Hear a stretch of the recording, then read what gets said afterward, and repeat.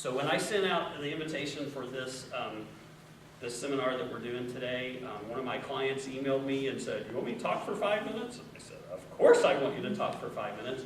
And so I want Roger Kobel to come up here. He's been through our entire process. And as you might guess, because of what we are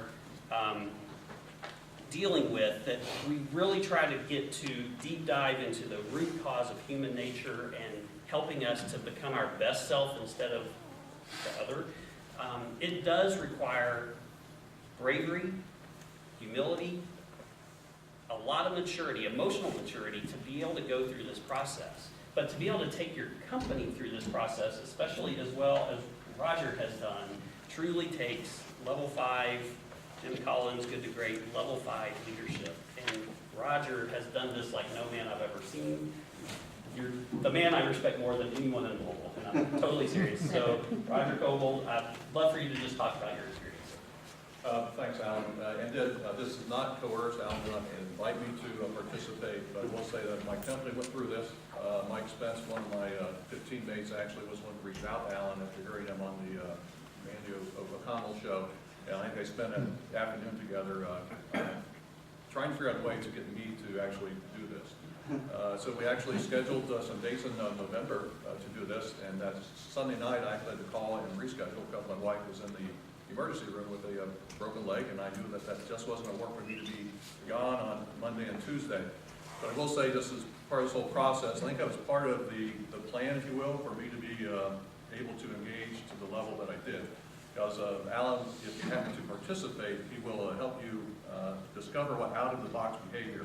And nothing forces you out of the box of having the person you love in a wheelchair who can't, for 4 weeks, we live in a two-story colonial, half bath, on the lower floor. There's no way she's getting up and down the steps, but so sponge baths every night. She couldn't go to the bathroom for 4 weeks without me getting her out of the wheelchair and onto the toilet. So it taught me what out-of-the-box behavior was and made me very prepared for the experience we went through on December 4th and 5th, or 5th and 6th. But I will say it was there were 2 very long days where Alan took us through the process of understanding why we exist, how we behave, how we will succeed in our mission. And my company exists to enable everyone to pursue what they love.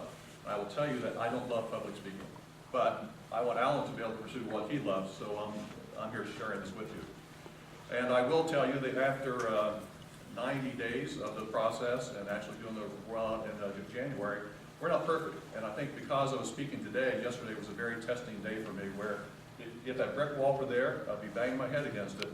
But instead, I pulled up the 9 ground rules at least twice yesterday, if not 3 times, and how do I deal with the situation?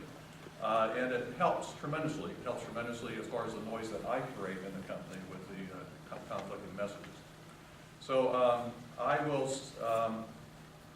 say that we have implemented the company as part of Alan's process. We identified that our #1 goal for the next 90 days was what we called KiZAN Culture 2.0. And we always thought we had a great culture. We did have a great culture, but this was a way that we could take it to the next level. My company's had the joy of the last 2 years of having over 30+% growth over the last 2 years. This year, we're anticipating 50+% growth.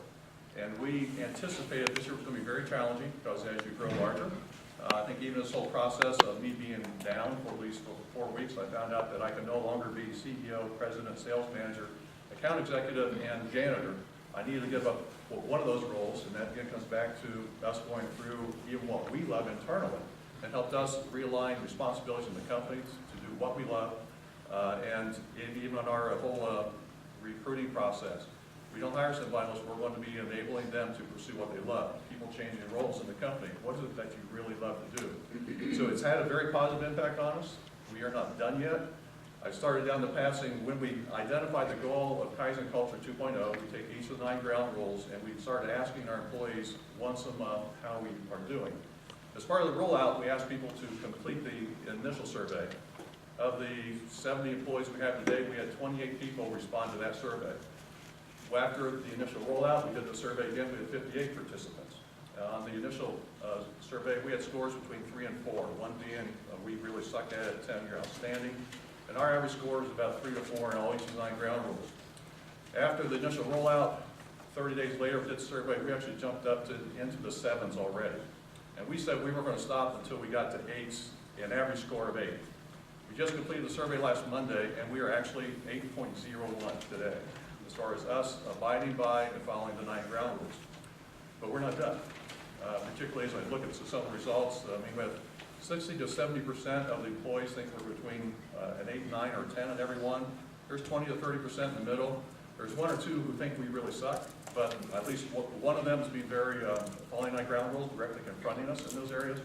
And I will say that me personally, again, even yesterday, you'll find if you were to open my laptop, go to my desktop, 9 ground rules are right there in my background. Because I intentionally minimize everything, look at 9 ground rules, how do I then interact and deal with my company and my leadership team.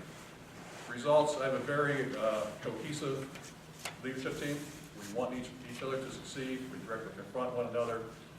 We work together. We're very direct about some things. I think the area we scored the highest in all those things is about being able to directly confront one another and say what you want, or say what you, to speak the truth.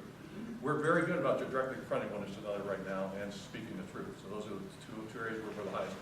Was that true in November? No. Well, one of us is very good about directly confronting. and I particularly, when Alan was interviewed me in preparation, and Deanna having worked with me at one point, I don't like conflict. I avoid conflict.